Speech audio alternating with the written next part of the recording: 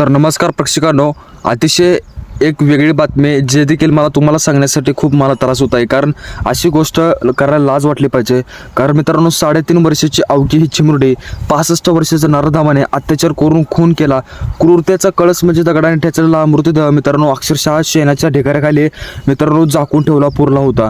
आणि ही धक्कादायक वाक्य घटना नसरापूर म्हणजे तालुका भोर परिसरामध्ये उघडीस आली असून आता जिल्ह्यामध्ये संतापाची लाट उसळलेली असून संतप्त ग्रामस्थांनी पुणे सातारा महामार्गावर शुक्रवारी रात्री आंदोलन केले. शनिवारी मोर्चा काढून बंद पुकारला.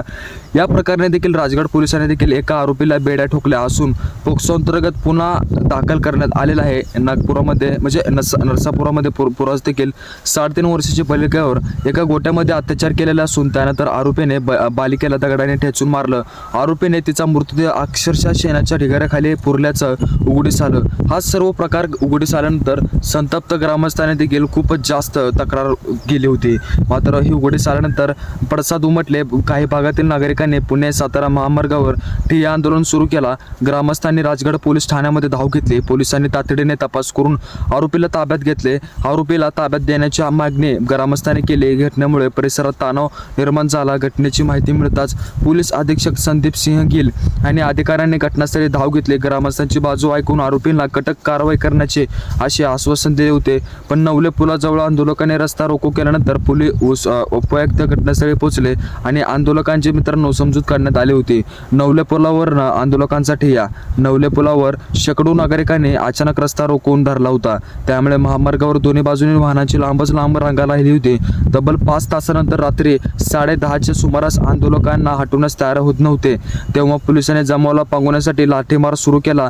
या घटनेमुळे शांततापूर्वक आंदोलन रणांगणामध्ये रूपांतरित झाले. त्यामुळे आणखी तणावात भर वाढला.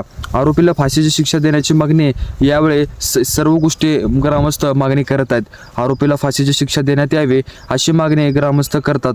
घटनेनंतर आमदार शंकर माडेकर यांनी नरसापूरला भेट दिली. वरिष्ठ पोलीस अधिकाऱ्यांनी देखील त्या आरोपीविरुद्ध कठोर कारवाई करण्याची मागणी यावेळेस केलेली आहे.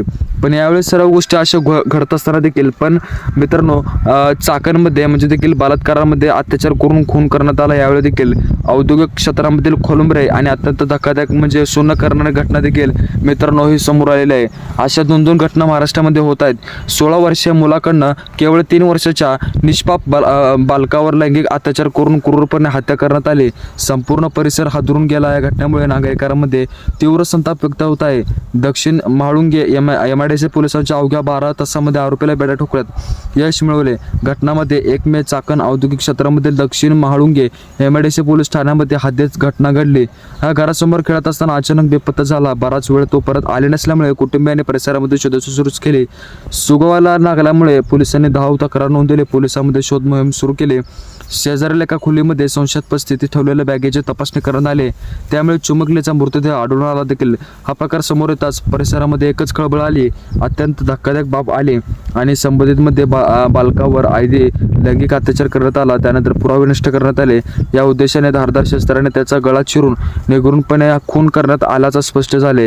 या घटनेत तर गांभीर्य लक्षात घेऊन पोलीस आयुक्त विनय कुमार चौबे यांच्या मार्गदर्शनाखाली पोलिसांनी तांत्रिक माहिती केली. मोबाईल लोकेशन ट्रॅप केले. CCTV फुटेजच्या आधारे संशयितांचा मार्ग काढला. आरोपी हा मूळ बिहारचा राज्यातील असून धक्कादायक म्हणजे आरोपी स्वतःही अल्पवयीन असून पळून जाण्याच्या मार्गावर होता. पण मित्रांनो असं सर्व काही गोष्टी आपल्या महाराष्ट्रामध्ये घडत आहेत.